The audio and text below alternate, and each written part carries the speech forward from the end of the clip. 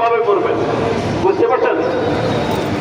Storage কত দিন? এখানে কারো কোনো ফিলিংস ছিল না, সবাই নামতেছেন সারাদিন বেড়ে করলে তো কোনো সমস্যা নেই। কেউ ভাইসা ফেলে নামতেছেন, কেউ আস্তে আস্তে, কেউ ধীরে সেভাবে কোনো মানে ফিলিংস নাই। একটা দুর্ঘটনা ঘটলে কি আসলে কি এটা হবে? বলেন, দেখলে ফিলিং হবে না। বুড়া বেঞ্চের মধ্যে কেমন মনে কি কি কাজ করতে হয়? একটা ড্রিলের উদ্দেশ্য কি আমি একটু বলি। ড্রিলের মূল উদ্দেশ্য হচ্ছে নিজেকে বাঁচানো। প্রথম উদ্দেশ্যটা কি? নিজেকে বাঁচানো। 2 নম্বর উদ্দেশ্য হচ্ছে অন্যকে বাঁচানো। 3 নম্বর উদ্দেশ্য প্রতিষ্ঠান বাঁচানো। বুঝতে পারছেন বিষয়টা?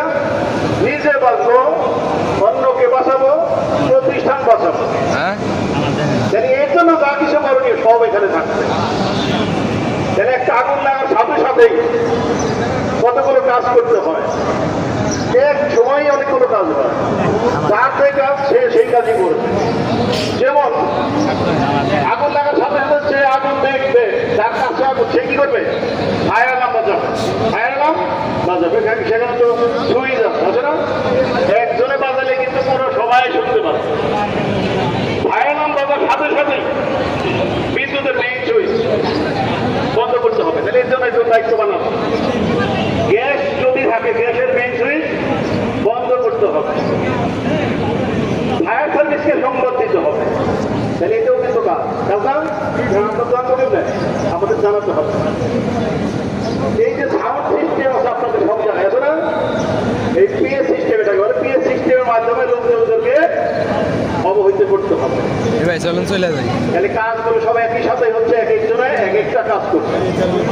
ফায়ার ফাইটার যারা থাকবে, যেখানে আগুন, ওই যে মানুষ উঠে যাইতেছে, ফায়ার ফাইটার ওই কত মানুষ উঠে যাইতেছে, প্রশিক্ষণপ্রাপ্ত লোক আছে, আছে না? যিনি একটা ফায়ার এক্সটিংগুইশার ব্যবহার জানেন, এরকম লোক থাকলেও হবে। টাকা দেবে, কাছাকাছি ফায়ার এক্সটিংগুইশারের সাহায্যে আগুন নিবানোর চেষ্টা করা। আর বাকি সব লোকের কাজ কি? বাকি সব লোকের কাজই হচ্ছে বের হয়ে আসে।